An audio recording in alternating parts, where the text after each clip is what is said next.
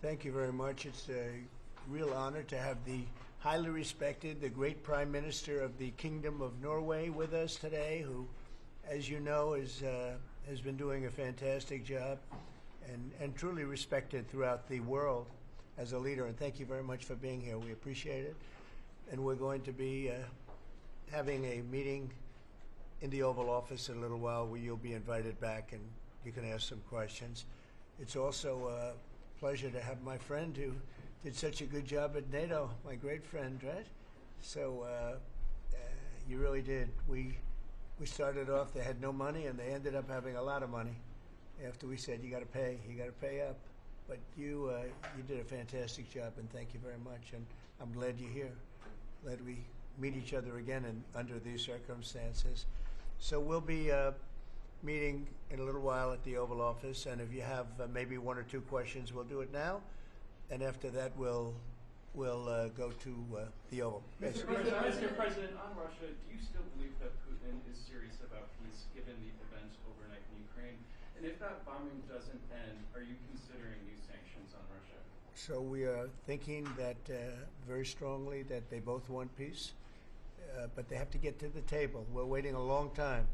They have to get them to the table, and I think we're going to get peace. We want to save 5,000 young people.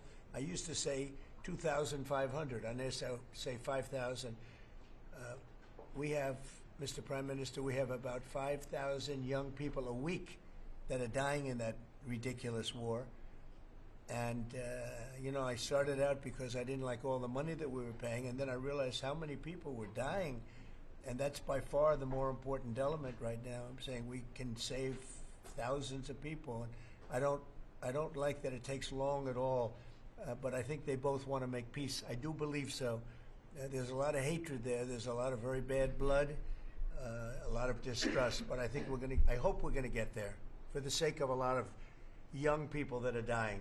Mr. President, do you have a deadline for when the party? I have my own deadline. And we want it to be fast. And the Prime Minister is helping us. He wants it to be fast too. And I think everybody in this, at this time in NATO, they want to see this thing happen. So we have a deadline, and after that, we're going to have a very much different attitude. But I think it has a very good chance of getting done. Mr. President, what can Norway do to prove that they're an important ally to the U.S.? What can Norway do to prove Just that? keep doing what they're doing. We have a very good relationship with Norway. Great leader, great people. I know many of the people in Norway, and it's truly it's an incredible country. So all they have to do is keep doing what they're doing, I think, is probably the best answer I can give. Yeah. As you pointed out, the former Secretary General of NATO is here. Yes. Mr. Stoltenberg, how important is the NATO defense alliance, Mr. President? Is it sacrosanct from your perspective?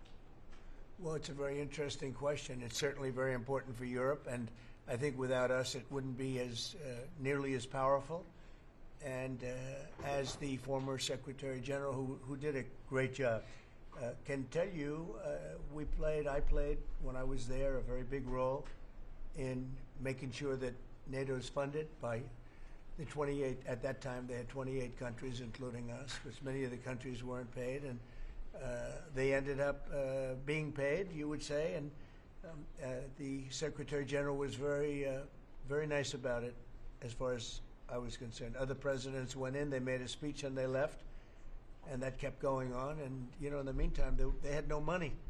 And the United States was paying far more than its fair share. You could say that they were paying, I actually said sometimes it looked like 100%, and it was unfair. And the two of us worked very well together, and we took care of the situation. There are some Mr.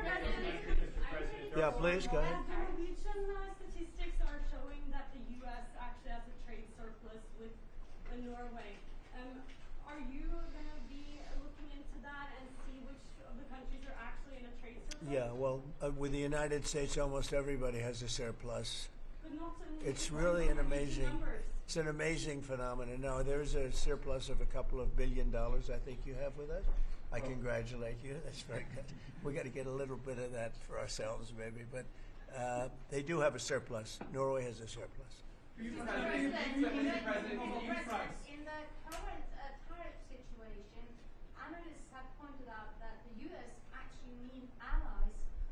Do you consider Norway as a possible ally in the situation? I think Norway's always been an ally. They've been somebody we've been very close to, very friendly with.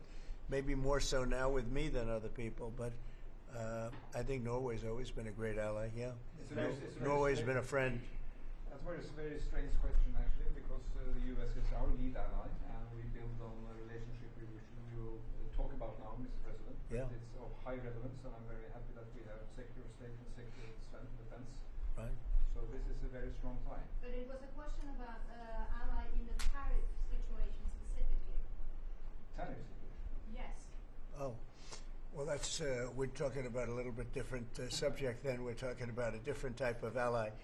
No, in this case, he would be very much inclined to be an ally of Norway because he wants to make the best business deal possible. And Norway and the Norwegians are great business people. They're great traders. They're great, very smart nation, very well-managed nation.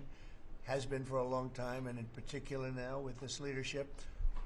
But we'll be talking about trade and other things, and I think we're going to come to a conclusion very quickly. Mr. Prime Minister, I was wondering whether you think that Donald Trump, for his effort in Ukraine and otherwise, deserves to be nominated for a Nobel Peace Prize.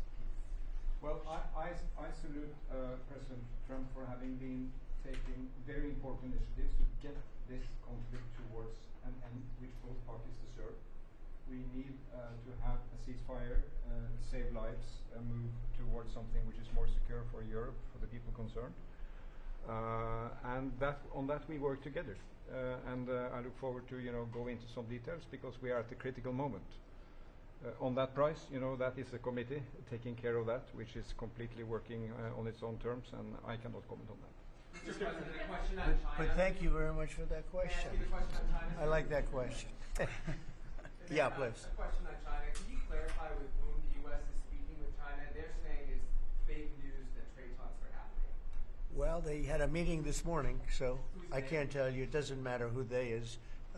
We may reveal it later, but they had meetings this morning, and we've been meeting with China. And so I think you have, Jeff, as usual, I think you have your reporting wrong. Thank you very much. We'll see you. We'll see you inside. Thank you. Thank you, press for head down out that door. Thank you. Everybody out. Thank you. Thank you. Keep moving, everybody. Keep moving. Thank you. You're out. Thank you. I would go. We'll all go together, gentlemen. Oh, yes, please do. I want to go skiing. I love Norway. I love Norway. Why? It's beautiful. And beautiful people. Thank you. Thanks, guys. Okay, well, thank you. Head out. Thanks for watching. Make sure to subscribe to our YouTube channel and watch more videos from News Channel 20.